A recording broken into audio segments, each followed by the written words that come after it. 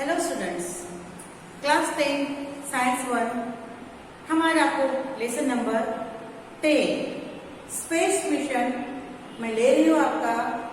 अभी space mission last year हमने पढ़े थे इसके बारे में। इसका पहला वाला टॉपिक जिसका नाम था ऑब्जर्विंग स्पेस। ऑब्जर्विंग स्पेस में हमने पढ़ा था टेलीस्कोप। अब इसमें हमको पढ़ना है space mission, artificial satellite, classification of artificial satellite, orbits of artificial satellite, satellite launch vehicles, space mission away from the earth. इतने टॉपिक हमको इस लेसन में पढ़ने हैं। तो सबसे पहले क्वेश्चन आता है, what is difference between space and sky. Space को हिंदी में कहते हैं अंतरिक्ष। स्पेस को हिंदी में कहा जाता है अंतरिक्ष, और स्काई आसमान। ठीक है, स्काई यानी आसमान। तो what is difference between space and sky. अब स्काई क्या है? द विजिबल पोर्शन जो हमको दिखाई देता है, a visible portion of the atmosphere and outer space seen by simple eyes. The visible portion of atmosphere and outer space which is seen by naked eyes. हमारी साधारण आंखों से जो हमको दिखाई देता है, that is the outer space of atmosphere is known as sky.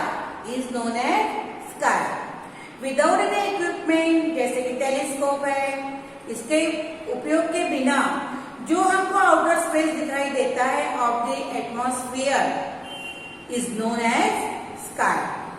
अब स्पेस क्या है? स्काई एंड स्पेस, ये हो गया sky. The outer space, outer space which can be seen with our eyes without any equipment is known as sky. And second है an infinite boundless. What is space? हम पढ़ेंगे space क्या है?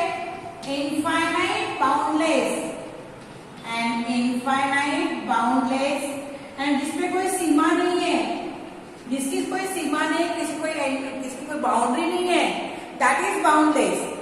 An infinite boundless limitless three-dimensional expansion in which infinite boundless limitless three-dimensional expansion in which solar system, star, celestial bodies, galaxies and endless universe exist. इससे space में क्या होता है? Solar system भी आता है ना? इसमें सोलर सिस्टम आता है, देन क्या आता है? Galaxies, solar system, stars, celestial bodies, galaxies, galaxies and endless universe and endless universe exist is known as space. अब समझ में आ गया what is sky? Sky है visible portion of the atmosphere, a visible portion of the atmosphere or outer space seen by our eyes without any equipment is known as sky. But what is space? Space is infinite, boundless, limitless. Infinite, boundless, limitless, three-dimensional expansion. Expansion कैसा है? Three-dimensional, जिसमें क्या आते हैं? Solar system, stars, celestial bodies, that means अवकाश में जितनी bodies है अदर देन स्टार, गैलेक्सी एक नहीं होती, हमारी गैलेक्सी एक है, एक सोलर सिस्टम। गैलेक्सीज में स्टार्स होते हैं, सेलेस्टियल बॉडीज होती है, ऐसी हजारों गैलेक्सीज यूनिवर्स में है। एंड एंडलेस यूनिवर्स जिसमें होता है दैट इज स्पेस। अब हिंदी में स्पेस को कहते हैं अंतरिक्ष, ठीक है। अब ये स्पेस मिशन क्या है? Can you recall me? Sorry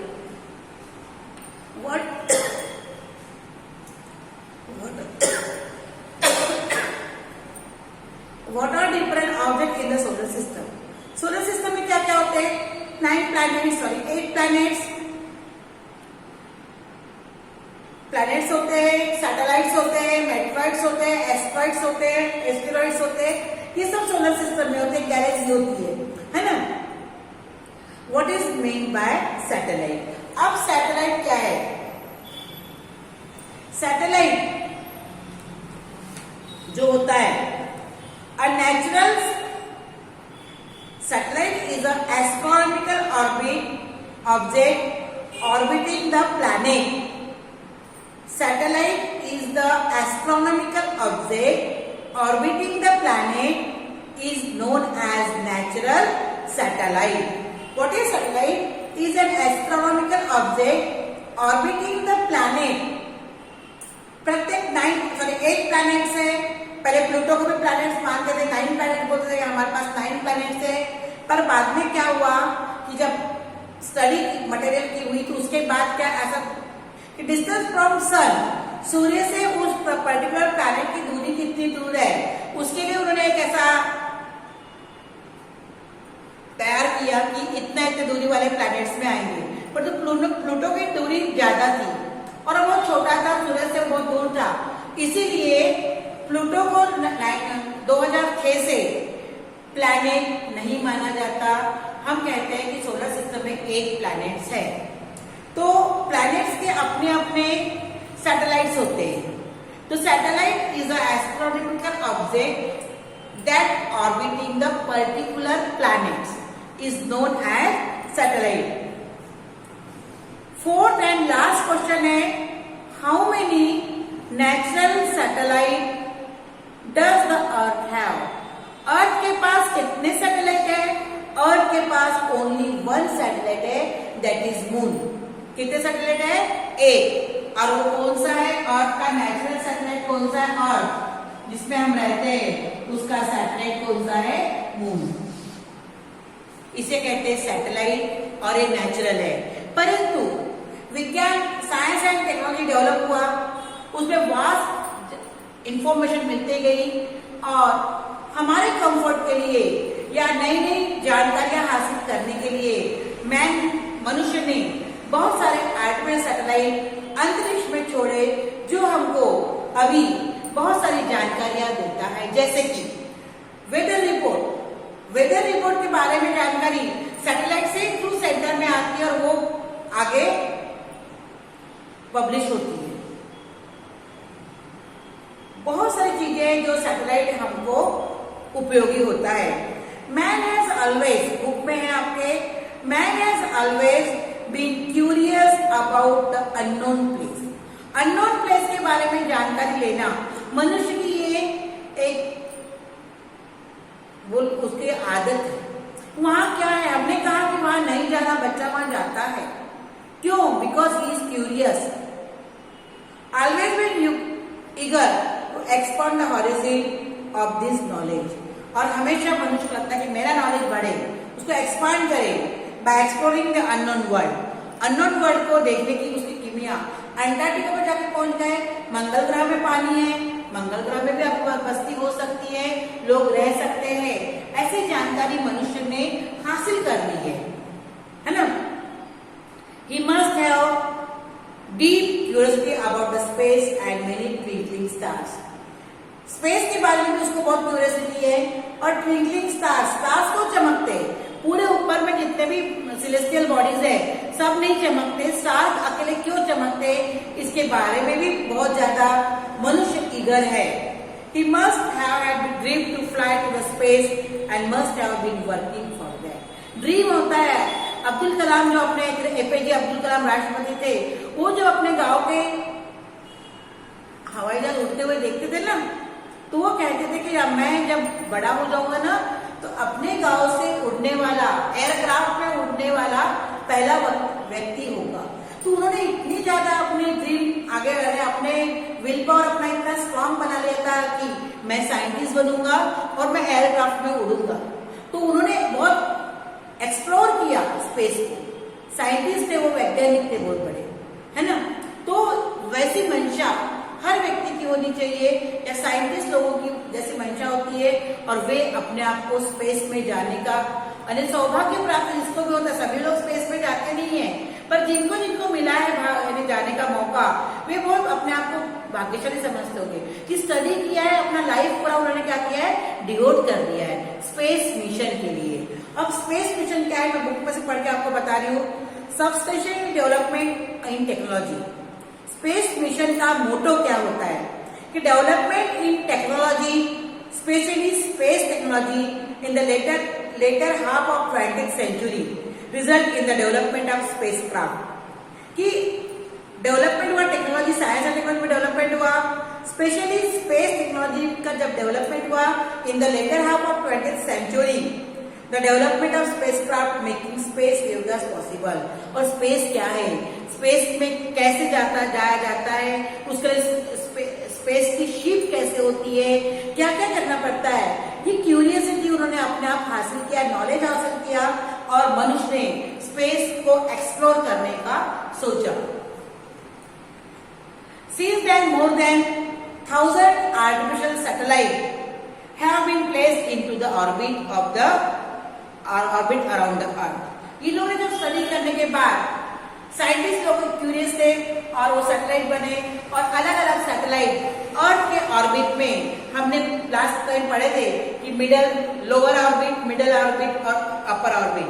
तो लोअर ऑर्बिट में अलग प्रकार के स्पेस में ये जाते, सैटेलाइट जाते, मिडिल ऑर्बिट में अलग, और अपर ऑर्बिट में अलग प्रकार के स्पेस में ये सैटेलाइट को वहां पे लॉन्च किया जाता है। We can classify the space mission. Space mission classified into 2 categories. 2 categories में ये classified है। पहला, one type of mission, the object is to put either satellite in orbit around the Earth for research. 2 प्रकार से होता है। पहला है कि सैटेलाइट को अर्थ के 1 लेयर, 2 लेयर, 3 लेयर, ठीक है, तो ये कौन से लेयर में उसको डालना है वो निश्चित किया जाता है, और उसके अकॉर्डिंग उस सैटेलाइट को वहां डालते हैं, और उसके बाद अकॉर्डिंग उसकी स्टडी स्टार्ट होती है। Calculate for research and various other useful application. Satellite space में भेजना, अर्थ के ऑर्बिट में सैटेलाइट को लॉन्च करना for the studies and other useful application. हमारे फायदे के लिए ही ये सैटेलाइट साइंटिस्ट के द्वारा अर्थ ऑर्बिट में प्लेस किया जाता है। In orbit around the earth for research and various useful application. ये पहला हो गया ऑब्जेक्टिव उसका। सेकेंड टाइप का ऑब्जेक्टिव क्या है, सेकेंड टाइप मिशन का ऑब्जेक्टिव क्या है, to send spacecraft to outer space for close observation and understanding of the object in solar system और even outside the solar system. Second मतलब क्या, आउटर स्पेस में भेजना और सोलर सिस्टम के बारे में जानकारी हासिल करना, रिसर्च करना। इनका मेन मोटो है रिसर्च करना, स्पेस के अंदर रिसर्च करना, क्या क्या जानकारी वहां से आती है इसके बारे में रिसर्च करना ही उनका उद्देश्य या मोटो हो सकता है। आपको मालूम होगा कि बुक में 135 पेज में the first person to go into the space in a spacecraft was Yuri Gagarin in USSR. He orbited the Earth in 1961. Spacecraft पहले जाते थे पर उसमें कोई मनुष्य नहीं रहता था, पर 1961 में पहला मैन स्पेस में गया, इसका नाम है Yuri Gagarin. The first person to step on moon, सबको मालूम है, 1969 नील आर्मस्ट्रॉन्ग। In USA. हमारे इंडिया से राकेश शर्मा सोवियत रशिया के स्पेस क्राफ्ट से 1984 में स्पेस में गए थे। उसके बाद इंडियन ओरिजिन की कल्पना चावला, सुनीता विलियम और अभी अभी एक लेडी हमारी इंडिया की है, इंडियन ओरिजिन है, वो भी गई है कहाँ पे, स्पेस में।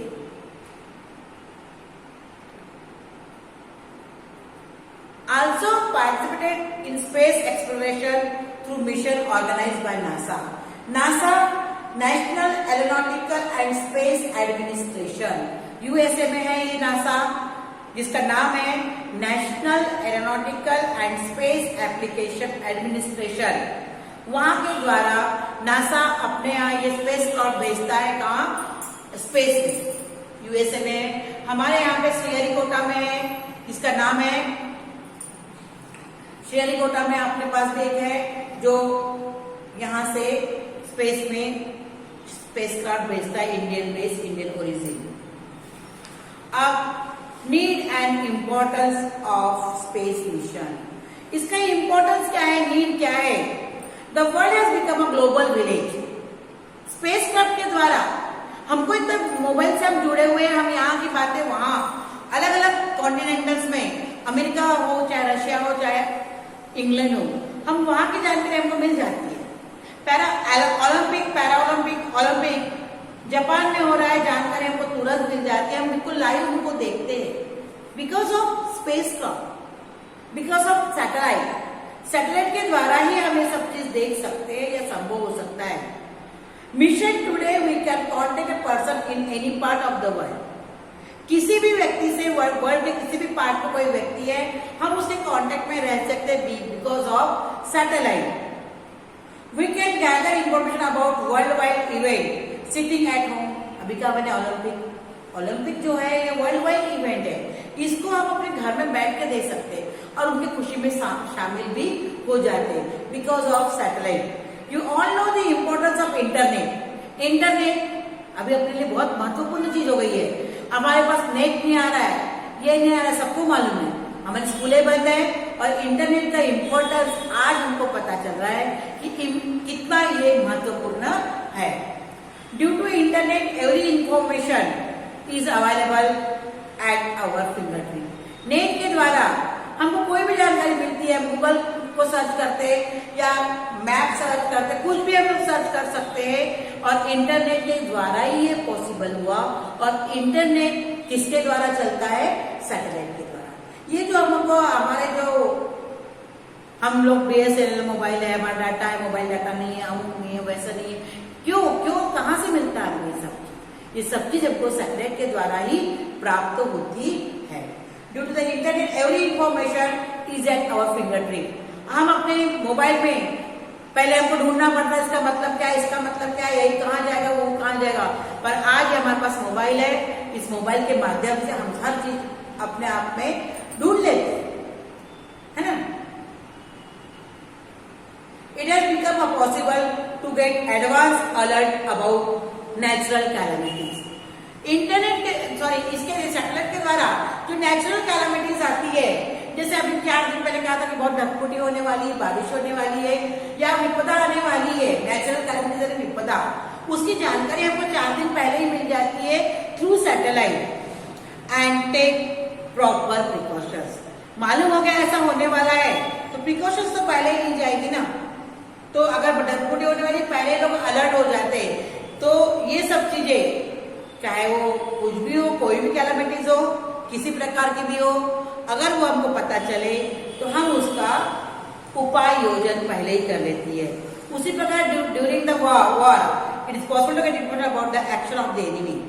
सैटेलाइट के माध्यम से दूसरे देश का दूसरा एनिमी जो है अदर कंट्रीज वाला, जैसे तालिबान, अभी अफगानिस्तान की बातें हो रही है, तो वो लोग क्या कर रहे हैं या उनका उद्देश्य क्या है, वो लोग कब वार करने वाले हैं, इसकी जानकारी सैटेलाइट के माध्यम से अपने को मिल जाती है। It is also possible to explore the fossil reserves. Fossils कहाँ है या फिर तेल की ऑयल कहाँ है, मिनरल्स कहाँ है, इस सब की जानकारी हमको सैटेलाइट के द्वारा मिलती है। और ट्रस्ट में कहाँ कहाँ कितना मिनरल है, इसकी जानकारी हमको आज सैटेलाइट अपने को उपलब्ध करा देता है। Thus, there are unlimited application of space mission. Space mission की हमको बहुत ज्यादा अनलिमिटेड एप्लीकेशन से यूज है। Today space technology is an inevitable part for development of nation. किसी देश का डेवलपमेंट करना है, किसी नेशन का डेवलपमेंट करना है, तो स्पेस टेक्नोलॉजी एक महत्वपूर्ण योगदान निभाता है। तुम स्पेस स्टडीज में या स्पेस मिशन में तुम कितने आगे हो, इस पर से तुम्हारा देश का नाम होता है, तुम्हारे साइंटिस्ट का नाम होता है, और वहां की प्रगति या डेवलपमेंट कितना हुआ है, इतना लोगों को पता चल जाता है। आगे हम पढ़ेंगे आर्टिफिशियल सैटेलाइट। थैंक यू बेटा।